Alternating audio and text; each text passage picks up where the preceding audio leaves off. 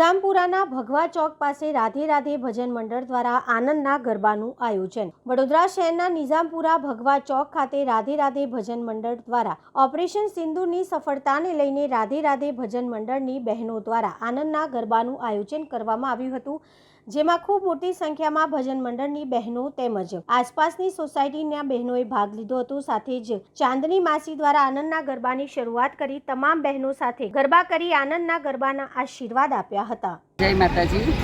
અમે રાધે રાધે ભજન મંડળ છે। ચાંદની માસી અમારા મંડળમાં પધાર્યા છે અને જે કહેવાનું તે તો ચાંદની માસીએ કહી દીધું છે અને અમે પણ એટલું કહીએ છીએ કે જો મોદી સાહેબ આટલું બધું આયોજન કરતા હોય તો પછી અમે અમારું આયોજન તો એમના આગળ બહુ નાનું છે, પણ એમના પગલે ચાલીએ છીએ અને એના માટે અમે આ આયોજન રાખ્યું છે આનંદનો ગરબો। જય ભારત માતા કી જય, ભારત માતા કી જય।